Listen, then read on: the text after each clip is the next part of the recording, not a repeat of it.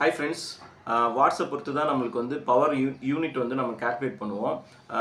Tubelight வந்து 40 watts consume பண்ணோம், fan வந்து 80 வாட்ஸு, டிவி வந்து 120 வாட்ஸு.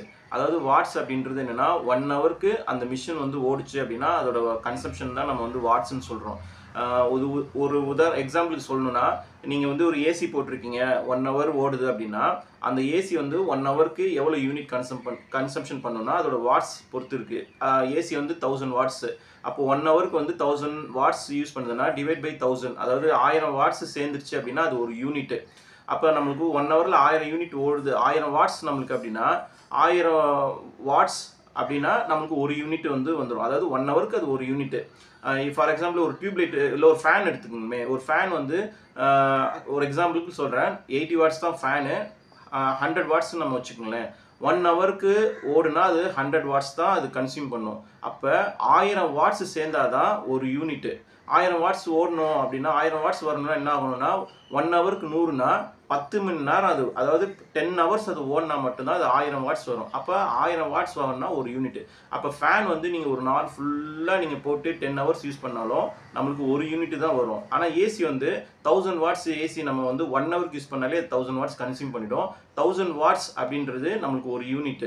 அப்போ ஒரு யூனிட் வந்து 1 ஹவர்லேயே ஒரு யூனிட் கிடைக்கணும். அப்போ 10 மணி நேரம் வந்து ஒரு ஏசி நம்ம யூஸ் பண்ணோம்னா 10 யூனிட் வந்து கன்சியூம் ஆகும்.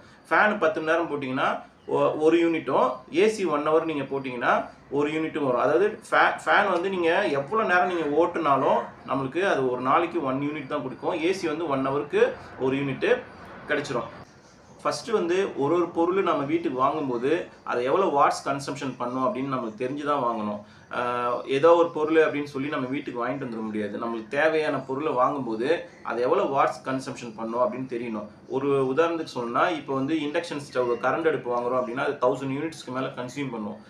ஒரு 3 மணி நேரம் நம்ம யூஸ் பண்ணுறோம் அப்படின்னா அது 3 யூனிட் கன்சியூம் பண்ணும் அப்படின்றது நம்மளுக்கு தெரியணும். ஃபர்ஸ்ட் ஆஃப் ஆல் வந்து அந்த பொருள் எவ்வளோ கன்சம்ஷன் பண்ணும் அப்படின்னு நம்மளுக்கு தெரிஞ்சால் மட்டும்தான் நம்ம கரண்ட் பில்லை வந்து நம்ம குறைக்க முடியும். ஃப்ரிட்ஜு வந்து எவ்வளோ நேரம் நம்மளுக்கு 1 மந்த் ஓடினாலும் சரி நம்மளுக்கு வந்து ஆட்டோமேட்டிக் கட் ஆஃப் இருக்கும்.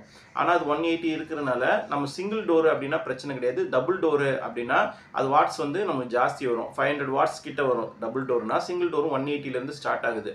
அதே மாதிரி ஒரு பொருளுக்கு எவ்வளோ வாட்ஸ் கன்சம்ஷன் ஆகும் அப்படின்றது தெரிஞ்சு தான் நம்ம வந்து அதை பயன்படுத்தணும். இப்போலாம் ஆப்ஷன் ஏ ஆப்ஷன் பின்னு நம்ம ரெண்டாக பிரிச்சுக்கலாம். எப்படி நம்ம கரண்ட் பில் கம்மி பண்ணலாம் அப்படின்னா, ஆப்ஷன் ஏ அப்படின்னா அந்த பொருள் அதுக்கு பதில் வந்து கன்சப்ஷன் கம்மியாக பண்ணுறதுக்கு இப்போ வந்து கண்டுபிடிச்சிருக்காங்க.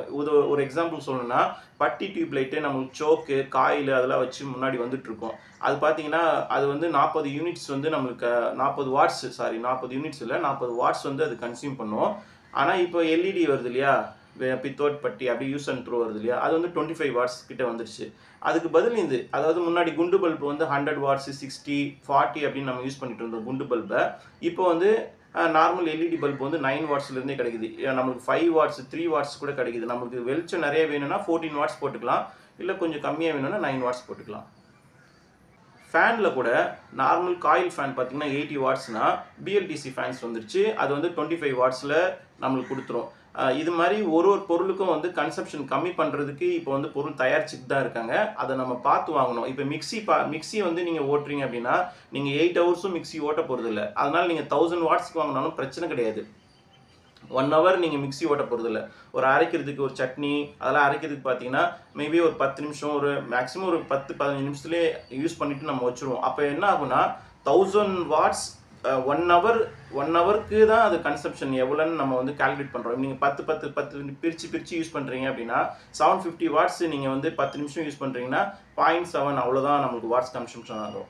அதனால் வந்து எவ்வளோ நேரம் நம்ம அந்த பொருளை நம்ம யூஸ் பண்ணுறோன்னு பார்த்து நம்ம வந்து அந்த பொருளை நம்ம வாங்கலாம். நீங்கள் மிக்சிலாம் நீங்கள் 1000 வாட்ஸ் கண்டிப்பாக தாராளமாக வாங்கலாம். ஏன்னா நம்ம வந்து 8 ஹவர்ஸும் மிக்சி போட்டு யூஸ் பண்ணுற போகிறது. அதே போல் வாஷிங் மிஷினும் வந்து கொஞ்சம் பவர் கன்சம்ஷன் ஜாஸ்தி இருந்தாலும் பிரச்சனை கிடையாது.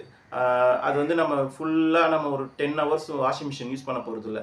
ஒரு 1/2 ஹவர் 1 ஹவர் தான் வாஷிங் மிஷின் போட்டு யூஸ் பண்ண போகிறோம். அது 1000 வாட்ஸ்க்கு மேலே இருந்தால் பிரச்சனை இல்லை. பட் ஆனால் இந்த ஏசி அதெல்லாம் பார்த்தீங்கன்னா 1 டே ஃபுல்லாக நம்ம ஓட்ட கன்சப்ஷன் பண்ணோம் அப்படின்றது நமக்கு தெரியும். ஒரு நாளைக்கு 10 யூனிட் அப்படின்னா 300 × 2 போட்டிங்கன்னா 600 யூனிட் வந்து ஏசி யூஸ் பண்ணாலே நம்மளுக்கு கன்சப்ஷன் ஆகிடுது. அது மேலே ஹை வோல்டேஜ் உள்ள இதை வந்து நம்ம வந்து தவிர்க்கிறது ரொம்ப ரொம்ப நல்லது. டிஎன்இபி கால்குலேட்டர் போங்க.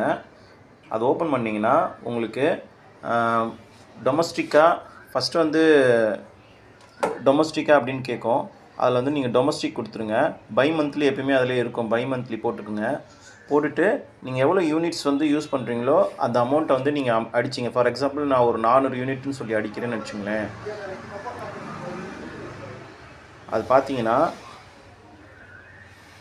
1125 ரூபா நம்மளுக்கு கொடுக்குது இல்லையா? இதுதான் 400 யூனிட்டுக்கு.